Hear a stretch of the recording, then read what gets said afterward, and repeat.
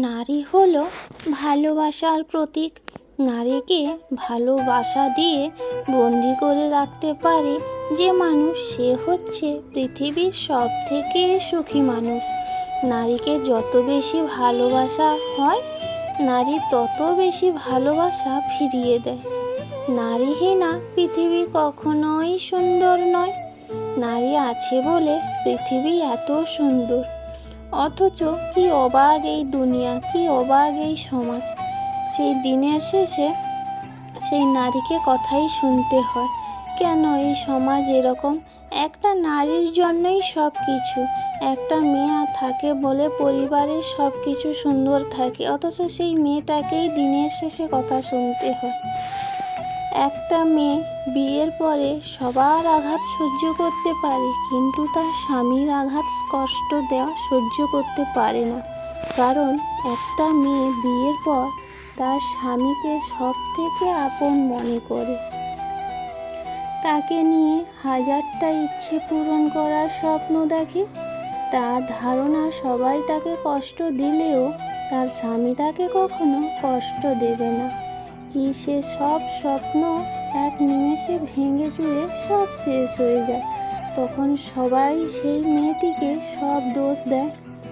এটাই আজব, কি অবাস্তব, তাই না? একটা কথা বলো তো, সব স্ত্রী বাপের বাড়ি থেকে কি খারাপ হয়ে এসেছে না আসে? বেশিরভাগ ক্ষেত্রে সেই বউটিকেই খারাপ বানানো হয়।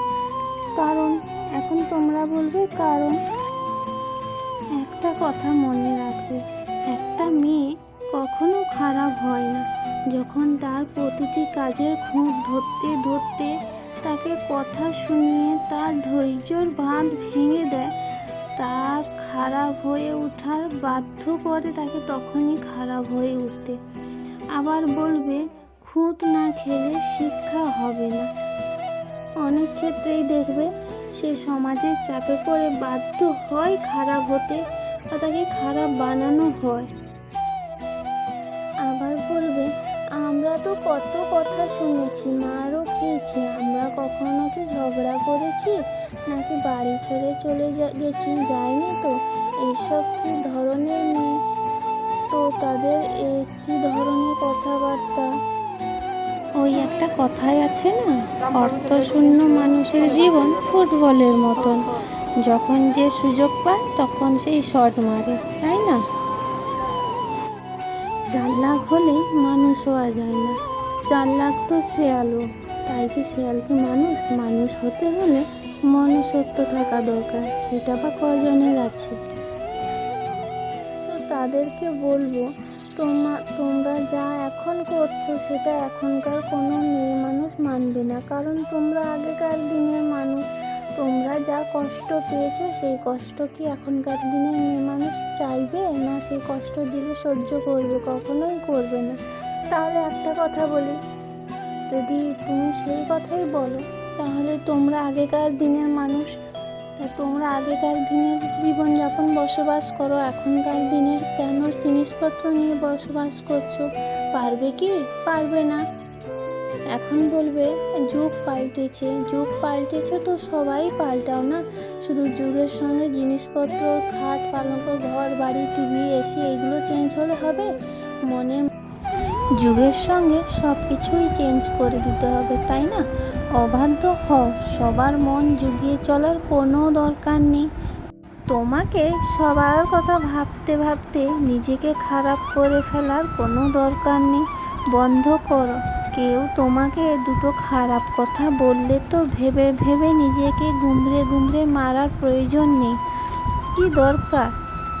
উড়িয়ে দাও না, হেসে খেলে থাকো না, দেখবে এতেই নিজে ভালো থাকবে। দরকারে কেয়ারলেস হও।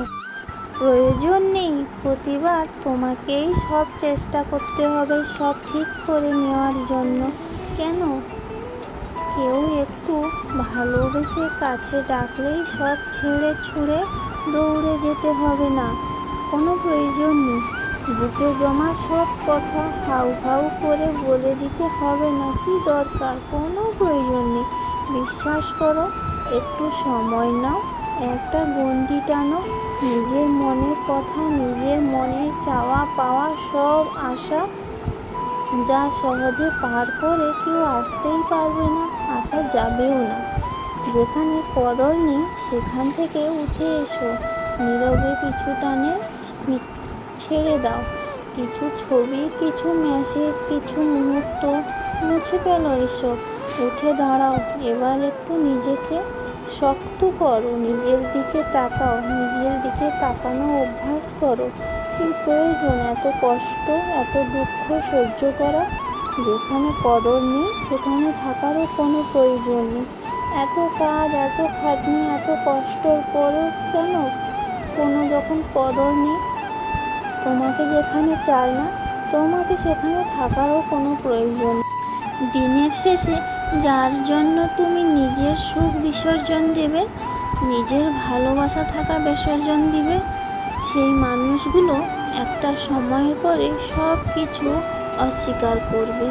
তোমার ভালোবাসার বিনিময়ে, ভালোবাসা তো দূরের কথা, যে যন্ত্রণা তোমাকে দেবে সে যন্ত্রণা তোমাকে আমৃত্যু ভোগাবে। তখন মনে হবে, হে ভগবান, কেন আমাকে জন্ম দিলে? এর আগে তো আমাকে মেরে ফেলতে পারতে। তখন তোমার নিজেকে মনে হবে আমি মরে গেলেই মনে হয় শান্তি হতো। পৃথিবীতে যারাই কাউকে না কাউকে সব থেকে বেশি ভালোবাসে, ভালোবাসার ঊর্ধ্বে গিয়ে কাউকে না ভালোবাসে, সেই মানুষগুলো হয় তোমার জীবনের যন্ত্রণা সব থেকে মূল কারণ। খারাপ সময় একাকিত্ব বোধের জন্য দায়ী একমাত্র নিঃস্বার্থভাবে ভালোবাসা মানুষগুলো। আর তুমি তা স্বীকার করো আর না করো, এটাই বাস্তব। তুমি যত পারো ভালোবাসা দিয়ে যাও, কখনো কোনো দিন ভালোবাসা আশা করবে না। বিনিময়ে তুমি এদের কাছ থেকে যত পারো দুঃখ আশা করতে পারো। তুমি দুঃখ যত চাইবে তোমাকে তত দেবে, কোনো দিন ভালোবাসা চাইবে না, এরা কোনো দিন দিতেই পারবে না। ভালোবাসা তো তারাই দেয় যাদের মনে মনুষ্যত্ব বোধ থাকে। এদের মনে মনুষ্যত্ব বোধ নেই, তাই ভালোবাসাই দিতে পারে না। তো যাই হোক, একটা মেয়েকে তুমি যত বেশি ভালোবাসা দিবে, তার চাওয়া পাওয়া ভালোবাসা সব কমিয়ে দিবে, কারণ তোমার ভালোবাসার থেকে মূল্য কোনো হতেই পারে না। রোজকারের মতন আজকেও একটা ব্লগ নিয়ে চলে এসেছি। তোমরা সবাই কেমন আছো? আশা করি মেদিনীপুরের ছোট্ট একটা গ্রাম থেকে আমি মানসী তোমাদের সঙ্গে আমার ডেলি ব্লগ আমি শেয়ার করলাম। আমি আমার প্রত্যেক দিনের রুটিন আমি শেয়ার করলাম। আমি জানি না তোমাদের আমার ভিডিও ভালো লাগে কি জানি না, তো আমার ভালো লাগে শেয়ার করতে, তো আমি শেয়ার করি। আসলে কি বলো তো, মনটা ভালো থাকে। কি ভাইরাল হলো না হলো, কে দেখলো না দেখলো, এটা বড় কথা না। বড় কথা হচ্ছে নিজেকে ভালো রাখা। তো নিজেকে ভালো রাখতে যে শিখে যাবে সে সব দুনিয়ার সব কষ্ট সহ্য করতে পারবে, জানো। আমি সেটাই চেষ্টা করি, তো নিজেকে ভালো রাখার চেষ্টা করি। তার জন্য আমি আমার ডেলি রুটিন তোমাদের সঙ্গে শেয়ার করা শুরু করে দিয়েছি। তো তোমরা সবাই আমার ভিডিওটা বেশি বেশি করে দেখো, আর যদি ভালো লাগে তো আমার পাশে থেকো, আমাকে সাপোর্ট করো, লাইক কমেন্ট শেয়ার করো, সঙ্গে একটা সাবস্ক্রাইব করে দিও। আর আমার ভিডিওটা পুরোটাই দেখো, না স্কিপ না করে পুরো ভিডিওটাই দেখো, আশা করি ভালো লাগবে। আর তোমরা যদি আমার নতুন বন্ধু হয়ে থাকো তাহলে আমার চ্যানেলটা সাবস্ক্রাইব করে আমার পাশে থাকো। আর তোমরা যদি আমার পুরনো বন্ধু হয়ে থাকো তো অবশ্যই আমাকে একটা লাইক কমেন্ট করে শেয়ার করে আমার পাশে থেকো, আর পুরো ভিডিওটা স্কিপ না করে দেখো। তো আজকে কি বলো তো, আজকে কিছুই না, আজকে হচ্ছে আমি আজকে সারাদিন বাড়ির কাজকর্ম করতে লাগলাম। আজকে আমার সারাদিন বাড়িতে আমি যে কাজ করলাম সেগুলোই আজকে তোমাদের সঙ্গে শেয়ার করছি। তো চলো দেখা যাক আজকে সারাদিন কী খুঁটিনাটি কাজ করলাম। তো তেমন গুছিয়ে কাজ করতে আমি পারি না, তো যত দূরই পারি, যতটুকুনি পারি তোমাদের সঙ্গে শেয়ার করার চেষ্টা করলাম, শেয়ার কর। তো আজকের ব্লগটা একটু টাইমটা বাড়িয়ে দিয়েছি। আজকের ব্লগটা একটু অনেকটা বড় হয়েছে, আর আমি এটা ইচ্ছে করেই করেছি, কারণ আজকে অনেকক্ষণ তোমাদের সঙ্গে গল্প করব, অনেকক্ষণ গল্প করতে চাই, তার জন্য আজকে ব্লগটা একটু বেশি করেই টাইমটা করেছি। তো আজকে প্রথমে দেখলে একটা রঙ্গন ফুল, আমাদের বাগানে একটা ফুলের গাছ হয়েছে, এটা এরকম ফুল হয়েছে। তো তোমরা বলো আমার ফুল গাছটা কেমন লাগছে, সুন্দর লাগছে কিনা বলো। ফুলের বাগান না, ফুলের গাছটা। আর ফুল কার না ভালো লাগে বলো, ফুল পাখি বাচ্চা সবারই তো ভালো লাগে। তো যাই হোক, ফুলের গাছটা দেখি এখন আমি আমার সংসারে কাজকর্ম করতে লেগে পড়লাম। আর ওদিকে দেখো, তোমাদের দাদাভাই ঘুম থেকে ওঠেনি বলে আমার মাম্মাম ঘুম থেকে উঠে তোমাদের দাদাভাইয়ের সঙ্গে গেম করছে, খেলা করছে। আর তোমাদের দাদাভাইও আমার মাম্মামের সঙ্গে খেলা করছে। তো ওদের দুজনকে দেখে দেখে বিছানা থেকে তুললাম, তারপর চলে এলাম এখানে চায়ের আসরে বসে গেছে। আমরা দুজন চা খেয়ে নিলাম, মুড়ি মাখিয়ে মুড়ি দিয়ে, তারপর চলে গেলাম। এগুলোকে কি বলে বলো তো, কচুর শাক না কচুর ডাঁটি না কি বলে। আর এইগুলো আজকে আমার শ্বশুরমশাই কেটে ফেলে দিয়েছিল। তো আমি বললাম এত বড় বড় মোটা মোটা ফেলে দিচ্ছে কেন, ঘরে রান্না করলে তো সবাই খেত, তার জন্য আমি ওখান থেকে কেটে নিয়ে আসছি। আর আমার মাম্মাম বলে, মাম্মাম আমি ভিডিও করছি। আমার মেয়ে ভিডিও বলতে পারে না, বলছে মাম্মাম আমি ভিডিও করে দিচ্ছি, তাও তুমি কাজ করো। আচ্ছা ঠিক আছে, তুমি ভিডিও করে দাও, আমি যাচ্ছি। তো এখনও ভিডিও করে দিল। আর আমি এদিকে খাওয়া দাওয়া শেষে কাজকর্ম করলাম, তারপরে চলে এলাম বিছানাটা ঝাড়তে। তো বিছানাটা ঝেড়ে নিই, তারপরে বেডশিট চেঞ্জ করব। বেডশিটটা চেঞ্জ করবো তার আগে বেডশিটটা উঠিয়ে দিলাম। তারপরে ফ্যানের দিকে যখন তাকাই, ফ্যানটা পুরো কালো ভূত হয়ে গেছে। তো গরমকালে এনি টাইম ফ্যান চালানো আছে, এটা তোমরা নিশ্চয়ই জানো। ফ্যান না চালালে এক বিন্দুও থাকা যাচ্ছে না, যা গরম পড়েছে। আর তারপর ফ্যানের দিকে তাকাতে কতদিন ধরে বলছি জানো তো তোমাদের দাদাভাইকে যে ফ্যানটা পরিষ্কার করে দাও, ফ্যানটা পরিষ্কার করে দাও। বলছে হ্যাঁ করে দিব, হ্যাঁ করে দেবো। কোনো কাজে কোনো গুরুত্ব নেই, সব কাজ আমাকে করতে হবে। হয় আমি করবো, না হলে আমার শ্বশুরমশাই করবো। বাইরের কাজকর্ম সব শ্বশুরমশাই করবে, ভিতরের কাজকর্ম আমি করবো। ওর কোনো কাজে কোনো গুরুত্ব নেই। যাই হোক, বকে বকে তো পরিষ্কার করলাম, যেন কালো ঝুল পড়ছে ওপর থেকে, দেখো কেমন কালো কালো ঝুল পড়ছে। তো আগে ভিডিওটা হয়ে গেছে, এখন আমি বকবকানি দিচ্ছি। আর আমার বকবকানিটা একটু কষ্ট করে শুনে নিও তোমরা। আর এদিকে ফ্যান পরিষ্কার করতে করতে দোকানে লোক আসে, দোকানে জিনিস দিতে দিতে এদিকে কাজ করি, ওদিকে কাজ করি, কোন দিকে করব না খুঁজেই পাচ্ছি না। একা মানুষ কীভাবে সব দিক ম্যানেজ করে চলবো, এদিকে বাচ্চা, সব দিক পুরো সংসার আমাকে সামলাতে হচ্ছে। যেন আমি সবার মা, আর সব আমার 3-4টে বাচ্চা হয়ে গেছে এখন, আর আমি হচ্ছে সবার মা, এমন পরিস্থিতি হয়ে গেছে। আর এদিকে দেখো, ফ্যান পরিষ্কার করার পরে আমি চলে এলাম, বেডশিটটা যে চেঞ্জ করা হয়নি, তো বেডশিটটা চেঞ্জ করে নিলাম। ঘর দুয়ারটা ভালো করে খুব সুন্দর করে ঝাঁট দিয়ে দিলাম মুছবো বলে। তো বেডশিটটা চেঞ্জ করার পরে ঘর দুয়ার ঝাঁট দেওয়ার পরে এখন চলে এলাম আমার মাম্মামকে একটু পড়াতে। তো সঙ্গে সঙ্গে পড়ানোও চলছে আর কাজকর্মও চলছে। মাম্মামকে বলে আসছি যে তুমি একটু পড়ালেখাটা করে নাও, আমি এদিকে একটা কাজ করে আসি। সেই বলে চলে আসি একটা লেখা দিয়ে আবার বলি, লেখা করেছো না? হ্যাঁ মাম্মাম করেছি। আর মাম্মামের পাশে বসলে মাম্মাম একটু ভালো লেখাপড়া করে নেয়, না থাকলে সব বাচ্চারাইতে দুষ্টুমি করে।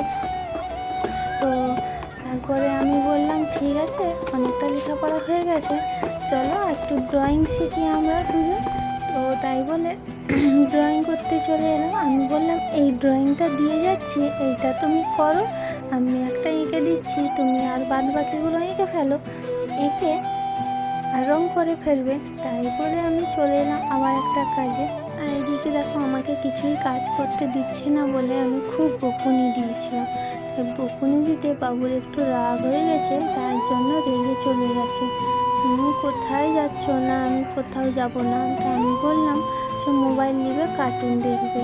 তো আমি তো এখন ভিডিওর ক্লিপ নিচ্ছি, তো এখন মোবাইলটা দিলে আমি কী করে আমার কাজগুলো তোমাদের সঙ্গে শেয়ার করব। তার জন্য বললাম তুমি তোমার দাদাই রুমে চলে যাও, দিয়ে কার্টুন দেখো, আমি টিভি চালিয়ে দিচ্ছি। দিয়ে বাবু ওখানে টিভি চালিয়ে দিয়ে চলে এসেছি আমি আমার কাজকর্ম করার জন্য। তো হচ্ছে দেখো, আমি এখন ছাদের ওদিক সিঁড়িটা ঝাঁট দিয়েছি, তারপরে এদিক সিঁড়িটা ধার দিয়ে দিচ্ছি। আর এই সিঁড়িগুলো পরে হয়েছে, তো এগুলোতে রং ফং তেমন কিছু একটা করাই, রং টোটালি কিছু করা হয়নি, তেমন কিছু কাজ করা হয়নি। আর এই এই যে আমার শ্বশুর বাড়িটা, এর বয়স যা হয়েছে আমার বয়সও তাই হয়েছে। এই যেই সালে বাড়ি তৈরি হয়েছে সেই সালে আমি জন্ম হয়েছি।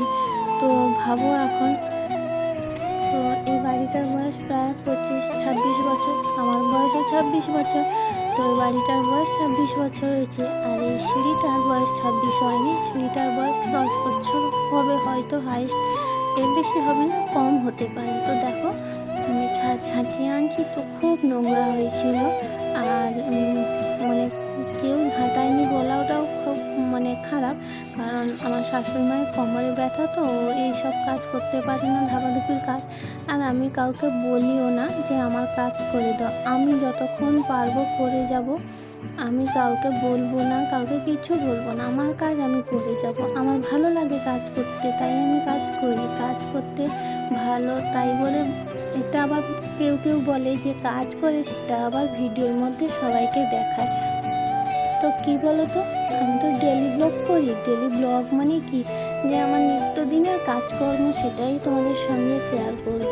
তো এটা কোনো লোক দেখানো নয়, আমার কাজ আমাকে করতে হয়, সেটা আমি আমার কাজটা কেউ জানতো না, এখন হয়তো সবাই দেখতে পায়, জানতে পারে, সেটা নিয়ে কোনো ব্যাপার না, আমার কাজ আমাকে করতে হবে, এটা আমি আমার ব্লগের মধ্যে সেটা শেয়ার করছি। তো কী বলো তো, আমার তো ক্যামেরা ধরার কেউ নেই, তো আমাকে নিজেকে একা ক্যামেরা ধরতে হয়, একা কাজ করতে হয়, খুব কষ্ট, ব্লগ অনেক সময় খুব কষ্ট হয়, আর একটুখানি দেরিও হয়ে যায়। আর কিন্তু কাজের শেষে যখন মনটা যখন খারাপ থাকে, তখন নিজের কাজগুলো দেখার পরে তখন একটু আলাদা একটা ফিলিংস হয়, একটু অন্যরকম ভালোবাসা দেয়, আমি তো কাজটা করেছি, কাজটা কমপ্লিট করেছি, দেখতে দেখতে অনেকটাই সুন্দর লাগছে, তো এরকম একটা আলাদা একটা ভালোবাসা হয়, ফিলিংস জন্মায়। তো যাই হোক, ছাদ থেকে নোংরাগুলো পরিষ্কার করে নিয়ে এসে এখানটায় রাখলাম, তারপর এই বালতিতে নোংরাগুলো পরিষ্কার করে রাখলাম।